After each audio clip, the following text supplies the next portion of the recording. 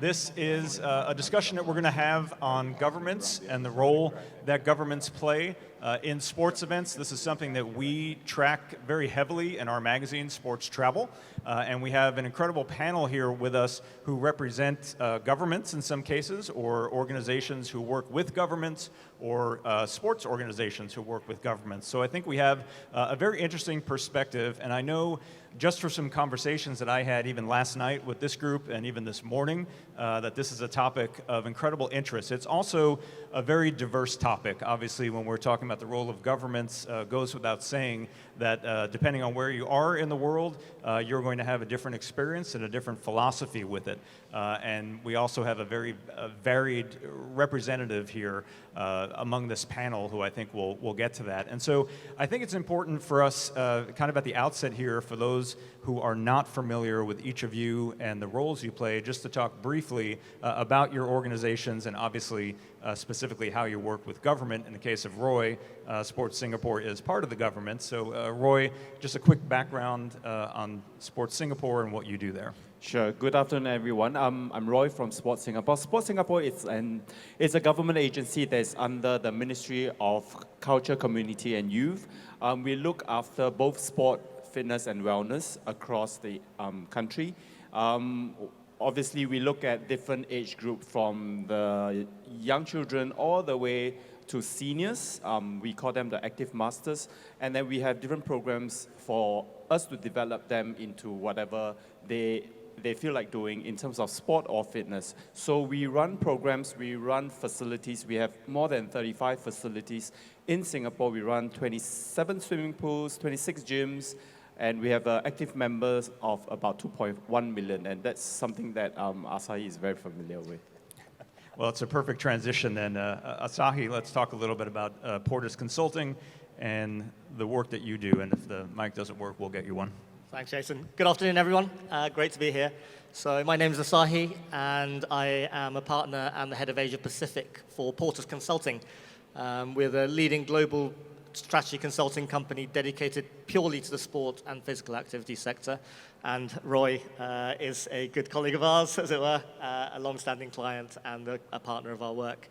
Our work doesn't just focus on Asia, so we've worked with dozens of governments across the world, including the Middle East and Europe, as well as public bodies, a lot of sports federations as well, so we've covered IFs and national federations across over 40 sports. So hopefully today I can bring a little bit more of a macro view from an industry perspective about what's going on globally, and perhaps contextualize that a little bit more specifically to this audience. Perfect. And Giorgio, may not be obvious to everyone what LaLiga is doing here and your work with governments, but why don't you talk a little bit about what you're doing? Yeah, hello everyone. I'm from LaLiga, the Spanish Football League. I'm Italian, but I work for Spanish football, yeah. That we have only 37 minutes. I cannot explain all this story.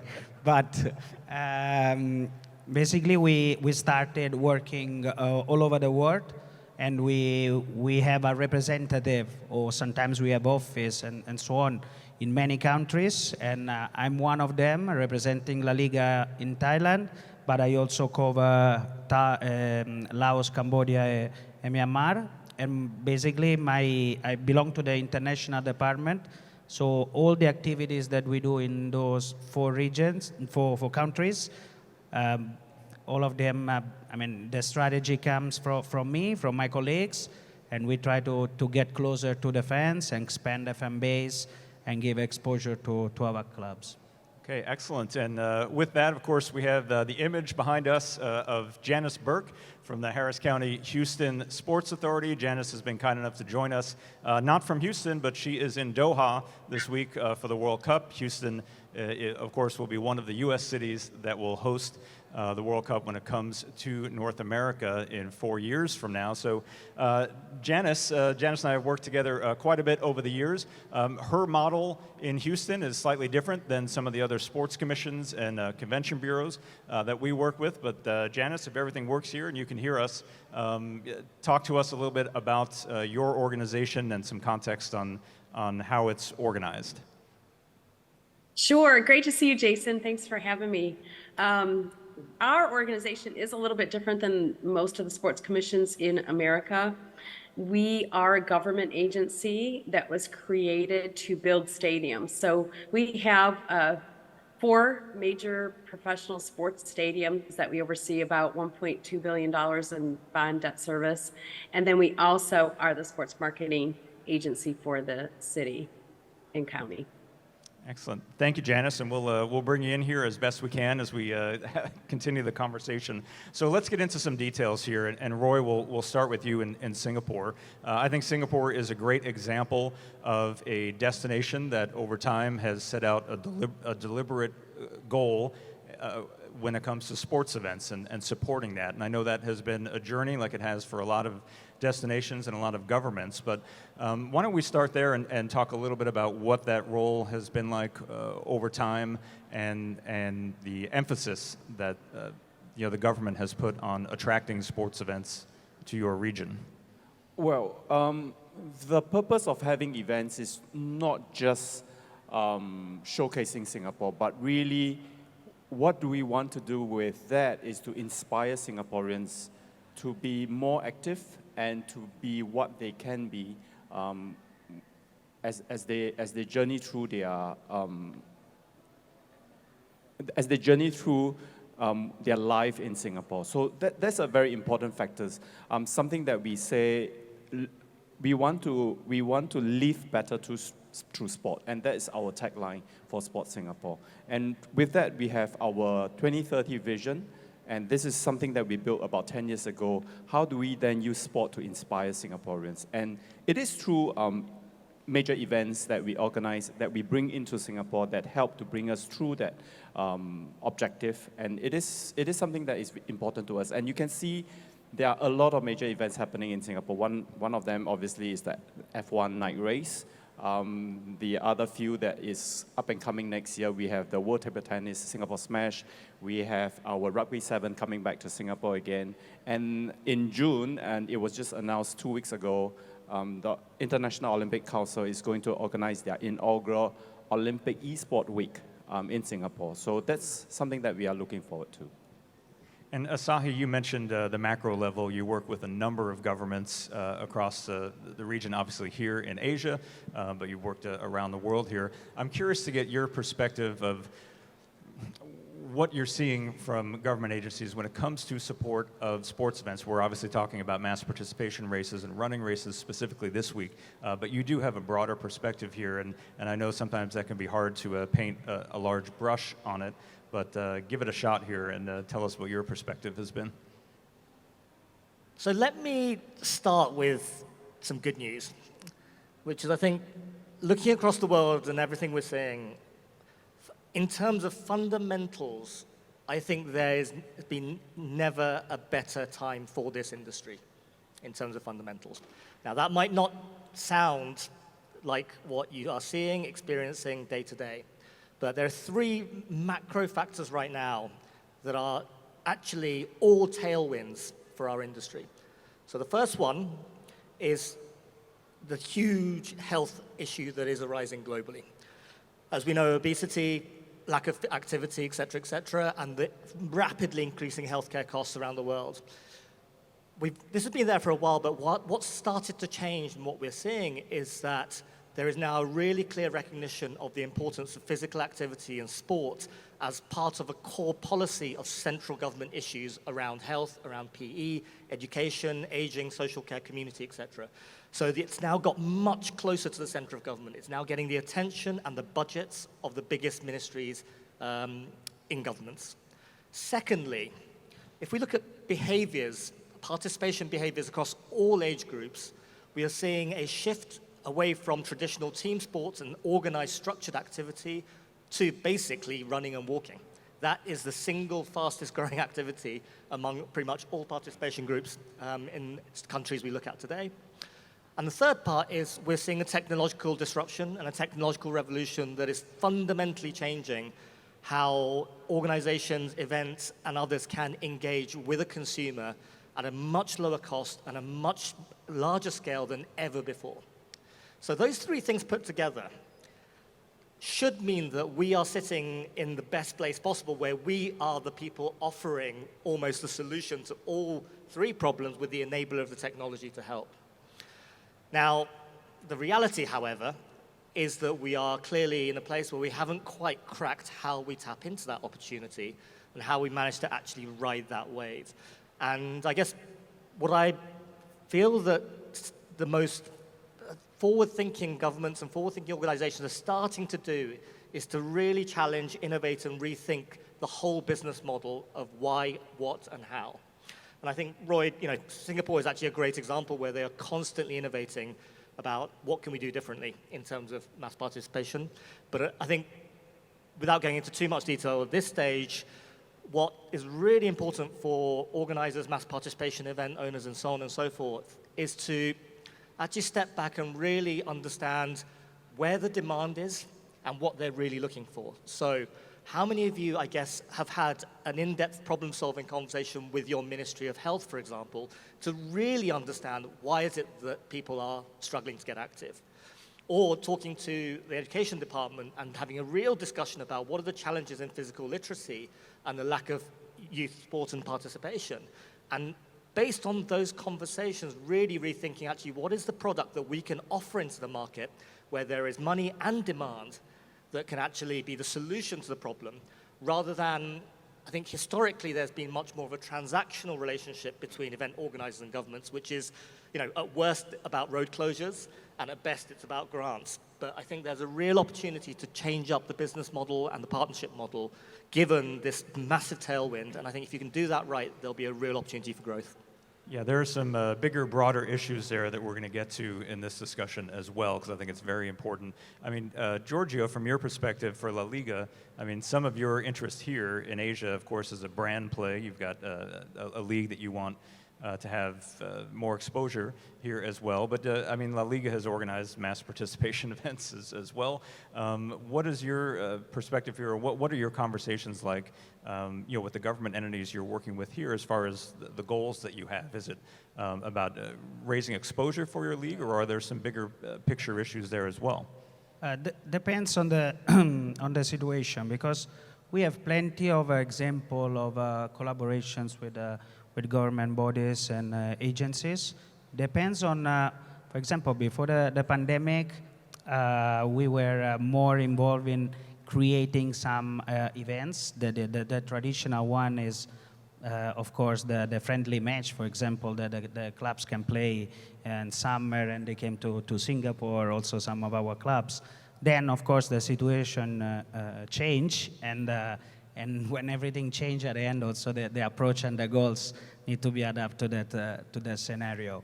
Now I feel that our relationship with the government is quite different, because we are sometimes the way the tool they use to achieve a goal. For example, in Singapore right now, we are partnering with Sports Singapore and the Football Association to develop coaches and kids, so footballers. So we are the tool that Singapore chose to run this project. In the past, more than be the tool, we were the event itself. So the situation changed. So now that the government has to allocate a budget in a different way, need to be careful when they choose the partner. Luckily, in the case of Singapore, they chose us. So in this case, is a positive thing. But in general, for the industry, is getting very difficult as well to get things moving forward. And Janis, let's bring you back into the discussion as well. I think one of the reasons that I was interested in having you involved with this particular discussion is obviously Houston has attracted its share of international events as one of the largest cities in the United States. You're also part of or involved certainly in a state government in Texas in the U.S. That has had a very interesting model from a government perspective of how they have supported sports events with some funding. So I was wondering if you could talk a little bit, certainly on any themes that you've heard so far, but also the rather unique model that your own state has moved forward when it comes to supporting sports events.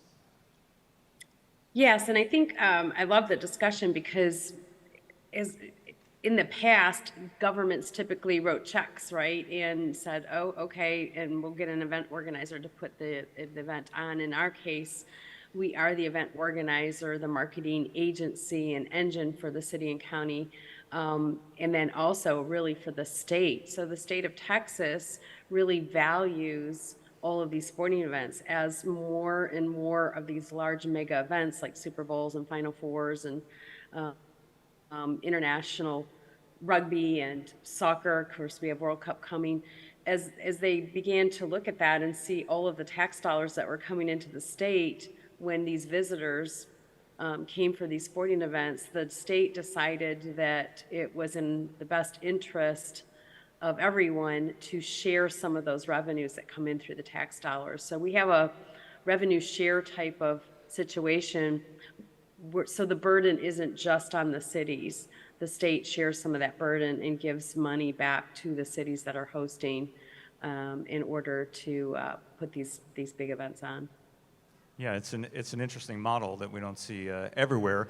But I want to go back to something Asahi had mentioned as well, because these are discussions that I know are happening across the United States with cities that we work with. This notion of sports events, I think government entities, at least in North America, see them as economic drivers. They generate hotel room nights, people spend money, and that is the point for a number of government entities. But what Asahi had mentioned, there's a broader discussion, and I think it's happening globally, where governments are looking beyond just the economics of sports events and getting at this bigger picture of the industry that we serve and that the audience here serves a quality of life goal for its residents through its sports events. But I'm curious from your perspectives of what that discussion is like at the government level, how important of an initiative that is compared to just the dollars that an event might bring in economically for an event.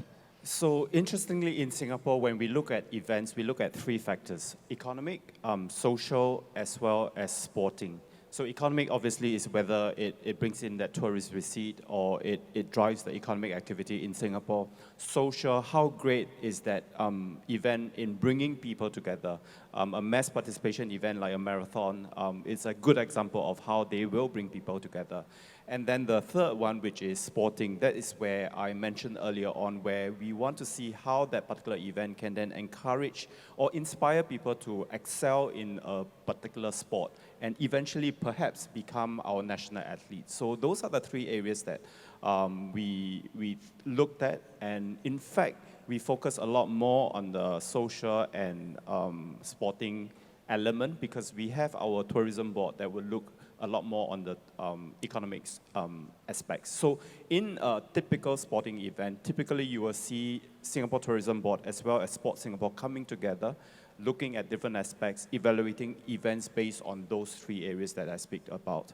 And I just want to go back to the earlier point about collaboration with the industry, and that's very key. Just by looking at this panel, the two gentlemen here are actually partners of Sport Singapore. We don't see them as vendors, we don't see them as transactional relationship, but they are part of important partners for us to grow our industry. LaLiga is not just partnering in terms from a coaching provision point of view, but in terms of innovation. They work very closely with an agency called the Global Sport Innovation Center that's based in Singapore as well as in Spain, Madrid. They are the ones that come out with interesting innovation solutions for the sport and fitness industry. And this is where I think LaLiga provided a lot of problem statements for our sport tech companies to solve. Yep. Asahi, I'm curious about your perspective, as you touched on earlier, what you're seeing that conversation like from different government entities and how important they are valuing this notion of the quality of life, because it seems like an opportunity for this particular industry that we're talking about here with running events and mass participation.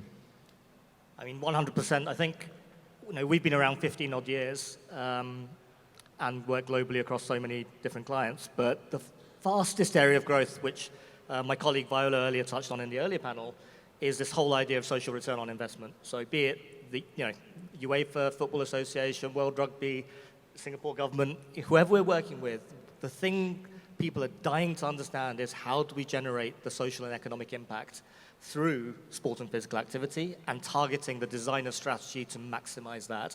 And so our work in actually quantifying that and helping them to model that and so on has been by far, I think, the fastest growth area of the type of work we're seeing demanded from public bodies. And I think what that points to fundamentally is, health ministry, sports ministries, education ministries, etc., they are all facing a massive supply chain challenge. There's a huge demand in preventative health. There's a huge demand in needing to get physical literacy up. There's a huge demand in needing to get sport participation up. But they're never going to be the people that can actually deliver and meet that supply, especially in this increasingly fragmented, distributed, unstructured, digitalized market. And so clearly, this room actually holds a large part of that answer. But I think the challenge is, how do you get that answer in a shape that allows the governments to go, that's what we're looking for. Thank you very much, we'll have that. I think recently I was also at a conference that was focusing more on the fitness sector, and very similar conversations were being had, which is there's a tendency, I think, for event organizers and businesses that are at the coalface to be very, very, reasonably so, worrying about how do we get the membership up, how do we get that sales number up, whatever. But I think ultimately the traditional models of fitness or with mass participation events are gradually working into a smaller and smaller pie that's being cut up even finer and finer and finer. And the fundamental step change, I think, the opportunity is how can this industry and others tap into the entire under-20s demographic in some way, or the entire over-60s demographic in a way. And that is a fundamental change in the way of thinking about what your event product is. So as opposed to designing an event and hoping to sell it or attract people to buy it, it's almost going to the market and going, what is it that you need? What is it that actually fits you, our non-traditional market, but then designing a product that can absolutely scale significantly across entire demographic groups. And those, I think, the products, whoever can come up with those, are the ones that the governments are going to be absolutely backing and putting the money behind. Yeah, Giorgio, I think that's not a bad transition to some of what we were talking about even before this session of the government trying to support your needs as well as an organization. I mean, the work that you're doing in Singapore seems to be an interesting example of that, bringing, helping with football coaches, something a little broader about the quality of life for residents there. Yeah, definitely. The Singapore one is one of the recent and the current biggest project that we are having in this part of the world. There are also currently, if I'm not mistaken, some of the players are in Spain at the moment, so they are training with our coaches playing. So that is part of the overall picture for the development of football. There's also other example. I mean, in the way a sports property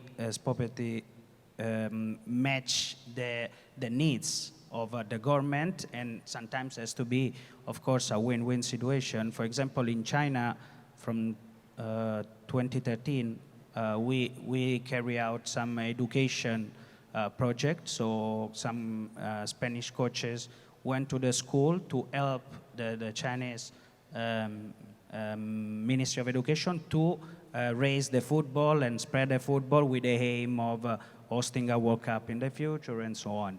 That is one thing, but there's always a win-win. Or at least that is the key to open this door and make the collaboration happen.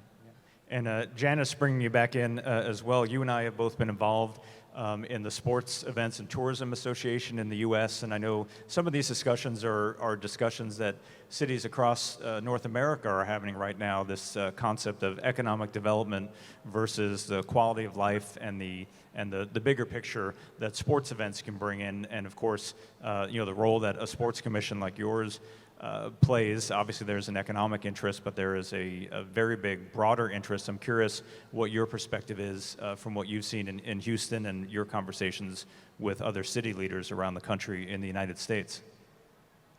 Yes, this is a big topic right now amongst all of the cities that do sporting events and host them in the United States, is how do you connect with the community, and what is that bigger goal than just putting on a great sporting event? We have the NCAA Final Four next year in 2023. And one of the things that started back in 2016 with our city was how do we get kids engaged, the youth engaged, that are going to be going to colleges and universities later that NCAA is very interested in, and how do we connect them? And when we went to the school district said, we don't know how you connect us and how we get our kids involved, but all we know is our kids aren't reading right now, and we need help to get them reading. And so you think, well, how can sports help kids read? Well, we came up with this Read to the Final Four, and during March Madness, and as all of the schools are competing and the brackets are going down, till you get to the Final Four schools that participate in the Final Four, we did the same thing with the schools. We had kids logging in minutes of how many minutes they were going to read. And we started with one school district back in 2016, and now every city in the United States does the Read to the Final Four program during March Madness. And here now coming back in 2023, the program has grown so much, we need a full-time person on staff just to administer it. And we have 11 school districts involved where millions of minutes of reading will be logged. And so that's just one example of creative things that we've done in the United States to help impact a community much beyond the event. Excellent. Thank you, Janis.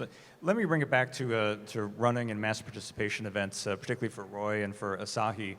We touched on it earlier. I think we have obviously a number of race directors in the audience here, and to be honest, I think for a lot of them, working with governments has not been quite as easy as we might have been describing here. There are, of course, challenges and conflicts that arise naturally with permitting, closing off city streets, the unique nature of these events. What advice, if any, do you have for race directors on how they can approach their governments to possibly change that narrative or get that relationship on a different footing? This is probably an existential problem for the industry, but nonetheless, we've seen some successful examples here and there. Singapore is a perfect one as well. Any thoughts for the industry here on how those relationships can be smoothed over? I think important factor, plan early. That's one. The other one would be find the unique factor that gives us the reason for us to close the road, which is very key. So we have been doing quite a lot of unique activities in Singapore this year. For example, this year is our first year that we allow swimmers into our Marina Bay reservoir. And that venue, if you have been to Singapore, you will know that if you are doing broadcast, it has a high broadcast value.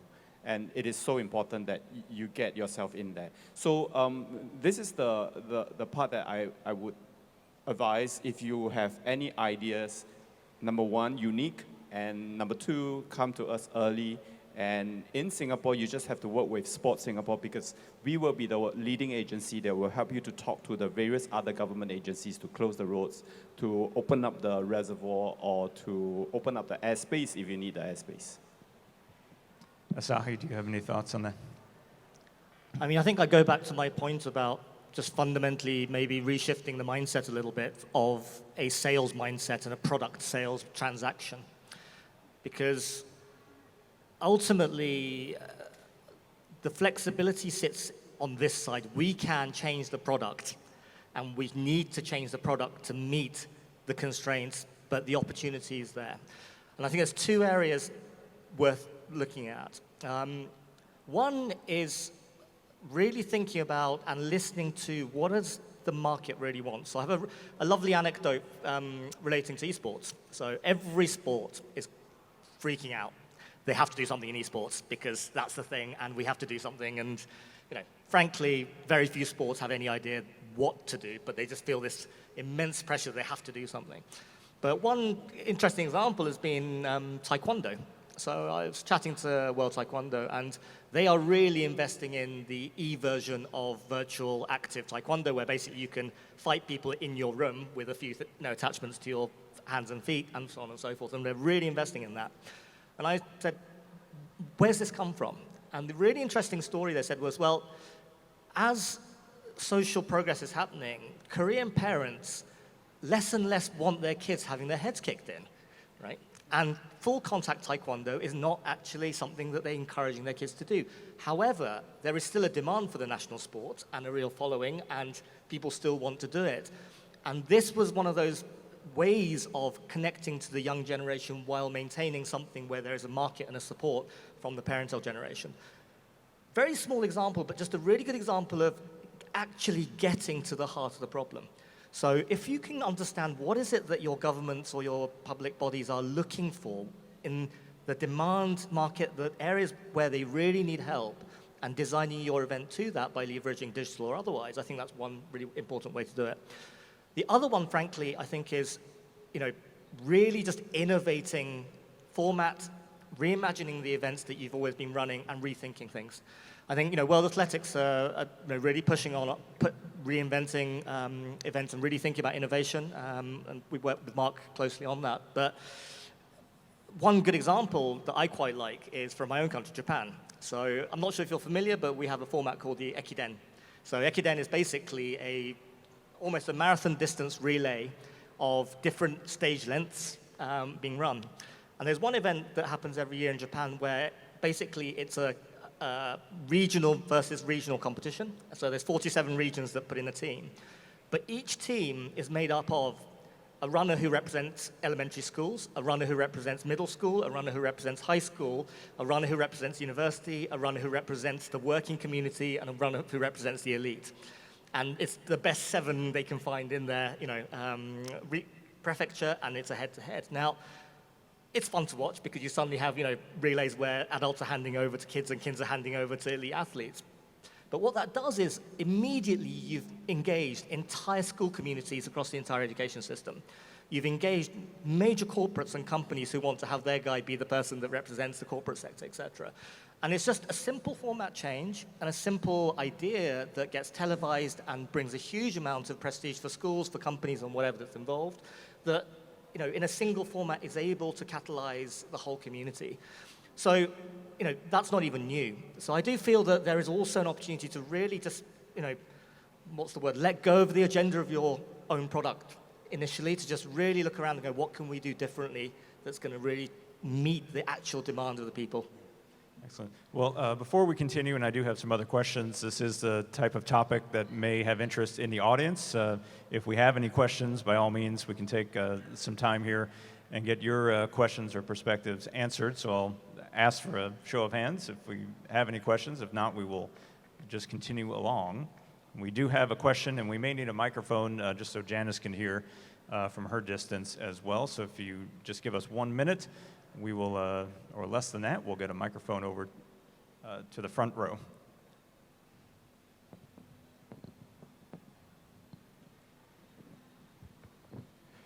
Yeah, hi, Richard from Australia. Governments obviously love spending money on stadiums, and people love seeing new stadiums built, and we all like going to them to watch events. But the people in this room here are mass participation event organisers, so we're often fighting governments for that investment into our community events.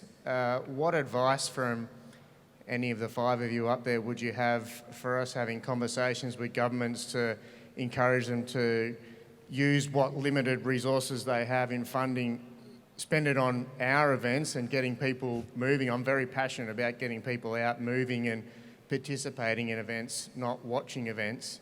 What advice have you got for us to have those conversations back in our regional areas and local, state, national governments to spend money on people doing sport, not watching sport?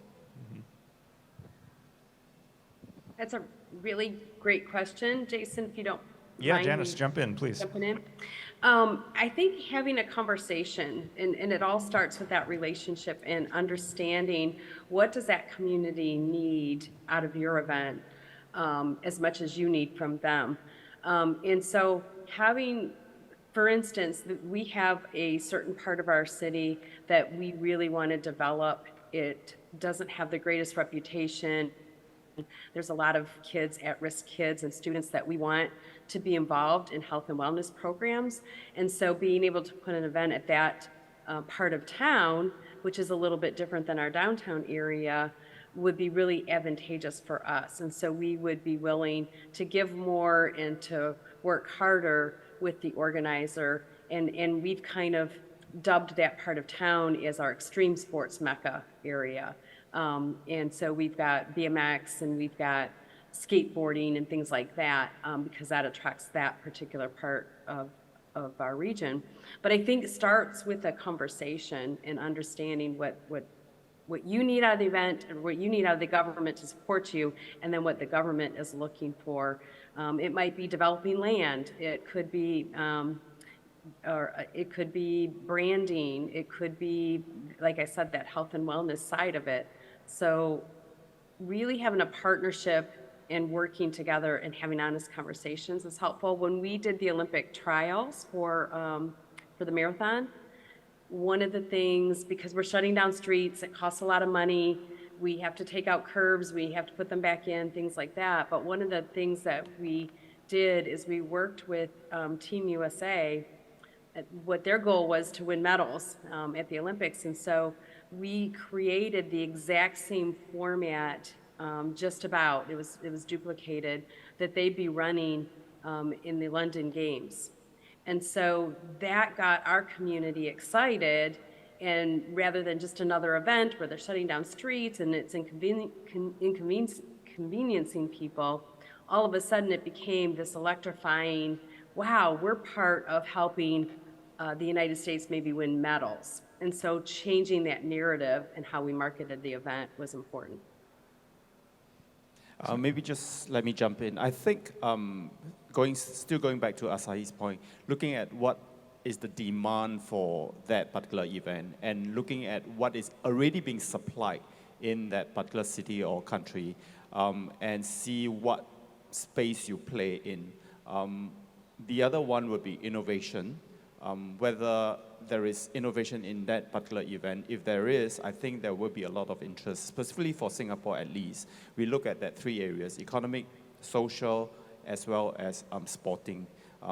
If you are here in Singapore and if you have a very innovative ideas, I think there will be ways for us to support the event.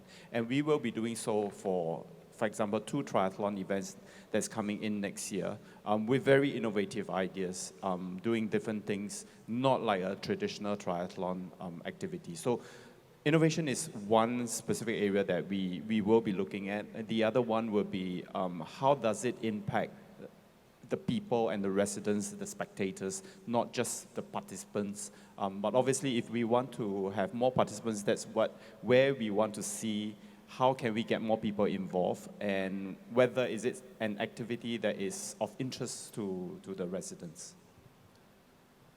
I mean, I think present company excluded, we shouldn't assume the governments actually have the answer and they know what they want. Right? So sports policy will clearly set an ambition and an objective and a direction, and they will set the means of achieving that, such as we need to increase participation in youth, etc. But how they do that, they are not the experts, right? This room, you know your audience and the people better than anybody. And I think perhaps there is more that the sector needs to do to understand that audience based on some of the discussions we've had earlier today. But going into these conversations with the mindset of we are the expert solution providers to a problem that we know you are trying to solve, and we want to understand your problem and bring the solution. I think that minor shift in mindset from we have a product we want to sell to you, please can you give us funding, to actually a conversation, as Janis says and as Roy is saying, but that belief and confidence in yourself say, actually, we have to figure out the solution here. To the market problem. The government don't have the answers always. And actually, the way I think you can elevate the value of this industry and the value that you're bringing to the market is by providing those solutions. So I think that will be kind of my advice in terms of just rethinking how you approach the conversation. All right, excellent. Well, we have just about a minute left. Was there any other questions from the audience? If not, we will bring it back here. And as we said, we are just about out of time. I did want to ask, in the minute we have left, Giorgio, to bring you back in. Janis, of course, is at the World Cup right now. Her city is about to get into all kinds of fun over the next 4 years in bringing that event to Houston. Curious about your thoughts, since we are talking about government and what that relationship is like from your perspective in Qatar this week, and maybe a heads up on what Janis may be in for here in the next couple years. I think the government has been very supportive for the Qatar World Cup. I think hosting a World Cup is not the most profitable event that a country can host. So I think depends on what was the goal. In this case, maybe was putting the country in the map and show the world that the country exists, is active, and so on. So a so large sports event is the best way. But maybe for all of us and me too, that we look at the numbers when we run our events. That event is not a reference. I mean, if you look at the numbers that are circulating online, good to put the flag on the map, but what is happening next month with everything that they build, to be honest, I don't know. But in general, I think this should be different, how to manage an event, to give legacy, to achieve some specific goals, not just to build a lot of stadiums, and then 1 month later, you don't know what to do. But, this is what happened, and in Google, you can find a lot of figures, don't know if true or not, if it's less, if it's more, but definitely it's a lot, that for sure. Excellent. Well, on that note, we are out of time. So I do want to thank Roy, Asahi, Giorgio, and of course Janis from beaming in here from Doha. Good luck to you the rest of the way and the next couple of years. Thank you all. This is a conversation I'm sure we can continue offline here as well if you have any questions for anyone on the panel. But thank you very much, and we'll turn it back over to our MC.